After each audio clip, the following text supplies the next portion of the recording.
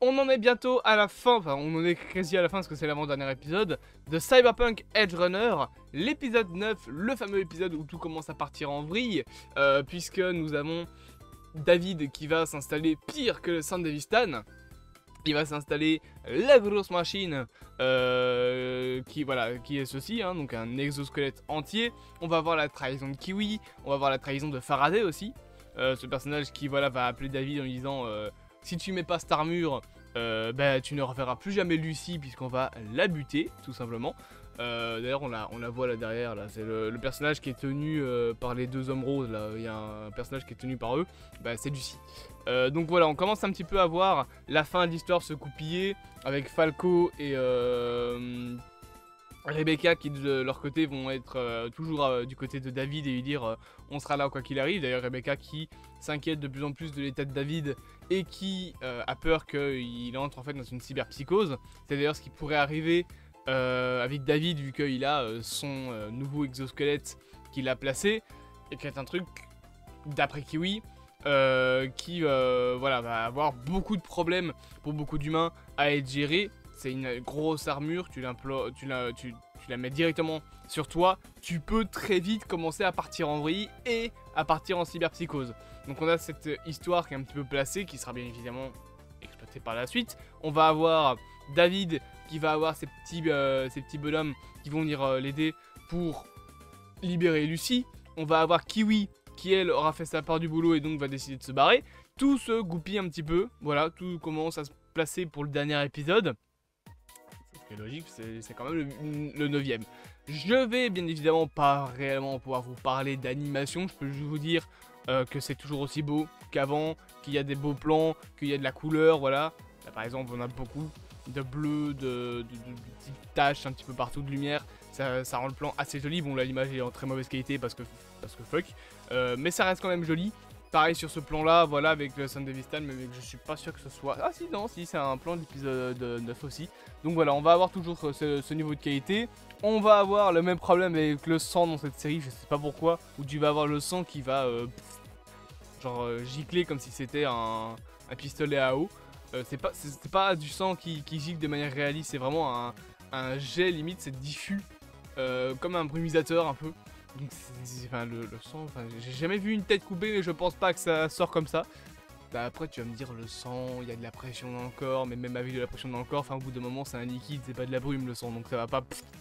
Ça va gicler, oui, mais ça va gicler justement, il va y avoir des gouttes. Là dans la série c'est de la brume, le truc c'est un jet de gaz qui sort de leur corps. Le sang il fait des pics comme ça, j'aurais préféré qu'on ait des gros jets là, de sang. Après bon, c'est aussi pas très logique. Je rappelle quand même qu'il est censé y avoir que 5 litres de sang dans le corps, hein, pas 10. Les personnages dans les animés un peu violents comme ça, ils perdent toujours 3 hectolitres de sang. Je sais pas comment ils font, c'est des... Oh, il y a Adolphe là derrière. Bon, il y a un personnage qui ressemble à Tonton Adolphe, mais c'est pas grave. Les personnages dans les animés, dans les animés un peu violents, ils ont toujours 3 km de sang dans le corps. Mais au bout d'un moment, rappelons quand même qu'un humain, ça n'a que 5 litres. Ça peut pas se vider éternellement comme ça. Vider un corps humain, c'est dégueulasse comme phrase. Voilà, donc bon. Voilà, c'est tout ce que j'avais envie de dire. Ça me fait toujours un peu rire les mangas un peu comme ça. Parce que quand c'est un gros monstre qui explose, là je comprendrais qu'il y ait plein de sang. Mais les 3/4 du temps, les personnages sont remplis de la tête aux pieds du sang de une personne. Ça fonctionne pas comme ça, du sang, c'est un liquide. Je veux bien qu'il y a de la pression dans le corps, mais ça va pas repeindre un mur avec un personnage.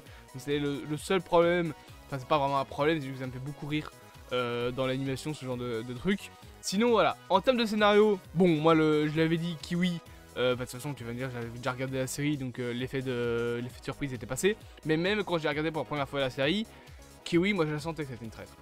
Je dirais, elle est en retrait.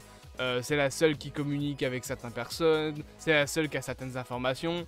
Ça se sent venir comme un bleu que c'était la traître.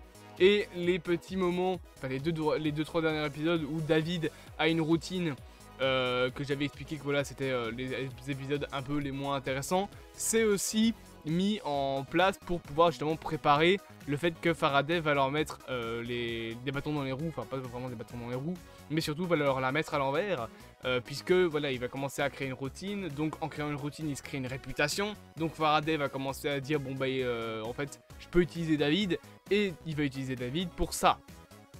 Parce qu'en plus David a une certaine réputation d'être plus résistant que tout le monde, enfin pas plus résistant que tout le monde, mais plus résistant que la moyenne des gens à des changements, en tout cas au chrome, donc les trucs cybernétiques, etc. Donc David va s'installer ça pour pouvoir aider à libérer Lucie, c'est d'ailleurs ce qu'il va dire à la fin de l'épisode, et c'est ce qu'on verra dans l'épisode 10, c'est David essayer de libérer Lucie, avec l'aide bien évidemment de Falco et de Rebecca. Et l'épisode 10, Rebecca va prendre cher. J'espère que cette petite vidéo vous aura plu. Bien évidemment, n'hésitez pas à vous abonner, à partager, à liker et à commenter. Et on se dit à bientôt pour de prochaines aventures.